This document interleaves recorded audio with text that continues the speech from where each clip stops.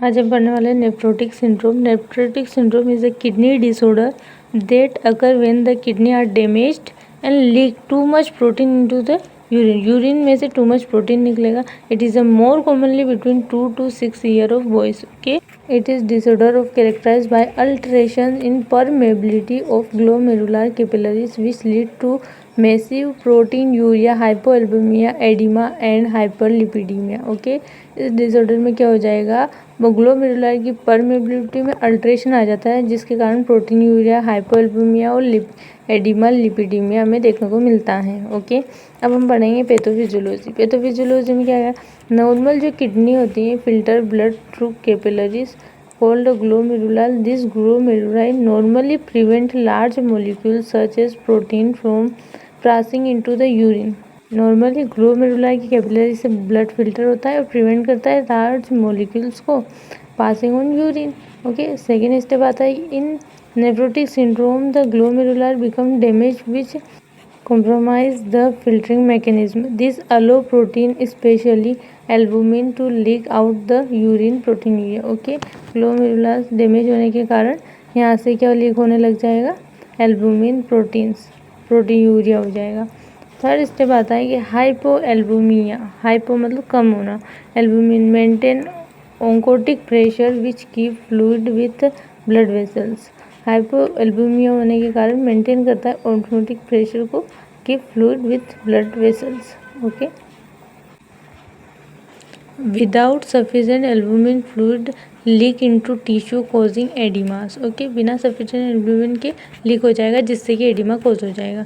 Hyperlipidaemia, what is hyperlipidaemia? Liver response to the loss of albumin by producing more protein which also lead to increase productions of lipid causing high level of cholesterol and triglyceride in the blood. Okay, liver के अंदर ज़्यादा protein बनता है जिससे high lipidaemia, hyperlipidaemia हो जाता है। Hyperlipidaemia में लिपिड बहुत ज़्यादा स्टोर हो जाता है लीवर में।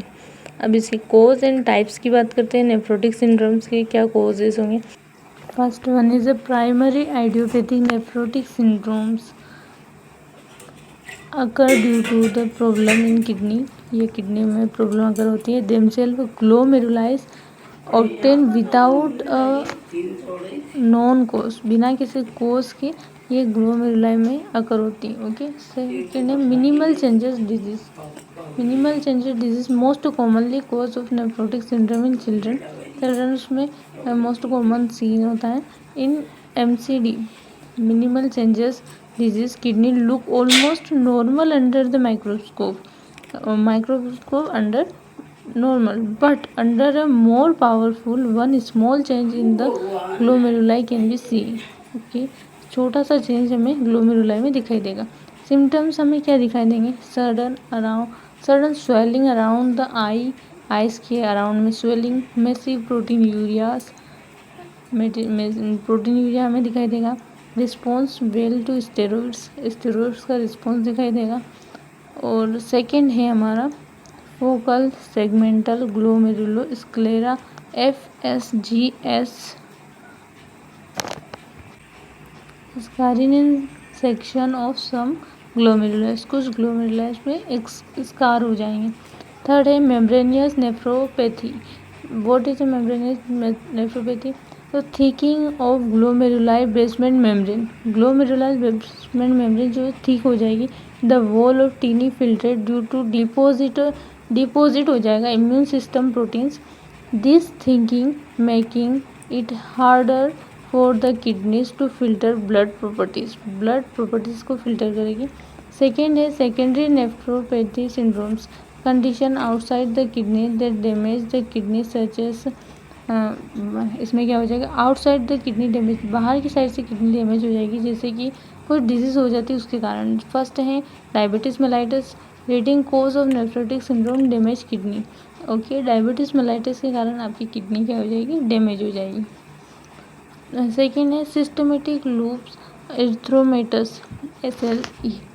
सिस्टमेटिक लूप्स एरिथ्रोमेटस के कारण क्या हो जाएगा, ऑटोइम्यून डिसऑर्डर होता है जो कि अफेक्ट करता है मल्टी ऑर्गन्स को। Okay, multi organ are affected systematic lupus erythematosus. Third is the infection. Infections include are hepatitis B, hepatitis C, HIV or malaria. These are cause of nephrotic syndrome. Medications. What is a medication? NSAIDs, non-steroidal anti-inflammatory drugs, certain antibiotics. Amyloidosis. Abnormal protein accumulate in organ include kidneys. Abnormally protein are accumulate organs like kidney. Okay. Clinical manifestation: edema, peridal or periorbital edema, peridal edema, ascites, pleural effusions. Second is proteinuria, loss of over 3.5 ग्राम पर del, foamy और frothy urine, जाग जैसा urine दिखाई देता है. अगला है third हाइपोएल्बुमिया. हाइपोएल्बुमिया मतलब एल्ब्यूमिन का लेवल क्या हो जाता है, डिक्रीज हो जाता है, less than 2.5 gram per day. Hyperlipidemia, lipid का लेवल ज़्यादा हो जाता है. Weight gain, anorexia, foamy and frothy urine, fatigue and weakness, high blood pressure, increase susceptibility of to infections, thromboembolism. Diagnostic test first है 24 hours urine collections, dipstick test, urine analysis, serum albumin, serum cholesterol and triglyceride, image studies, renal biopsy. Okay, these are diagnosis of nephrotic syndromes. And next is treatment. First of all, corticosteroids, swelling and damage, especially for minimal changes disease where corticosteroids are the primary treatment. Swelling हो जाता है तो उसके लिए हम corticosteroid देते हैं. ये कोर्टिकोस्टेरॉइड जो प्राइमरी ट्रीटमेंट होता है. इम्यूनो सप्रेसेंट, ये स्वेलिंग और डैमेज के लिए भी. फिर आता है इम्यूनो सप्रेसेंट. इम्यूनो सप्रेसेंट क्या होता है? Immune suppressant is cyclophosphamide, cyclosporine, etcetera are use when the corticosteroids are infection और in auto immune conditions. Auto immune conditions के लिए हम इनको यूज़ करते हैं. इम्यून सप्रेशन, इम्यून को सप्रेस कर देता है, इम्यूनिटी को. एंड जो थर्ड है वो है डायूरेटिक्स, जो to reduce fluid retentions and oedema, frusemide tablet इसमें देंगे. अगला है fourth ACE inhibitors to control BP and lisinoprils या फिर एनालप्रिल्स. इन दोनों को हम दे सकते हैं कंट्रोल बीपी के लिए. फिफ्थ है स्टेंस क्या होता है? To manage hyperlipidemia. आपके जब लिपिड ज़्यादा हो जाता है उसको मेंटेन करने के लिए स्टेंस देते हैं. एंटीकोगुलेंट्स लाइक, आपको पता है एंटीकोगुलेंट को ब्लड क्लॉट के लिए. Nursing care, monitor fluid balance, daily weight, change in of position to prevent skin breakdown, strict hand hygiene to prevent infection, monitor sign of infection, changing lifestyles. Thank you.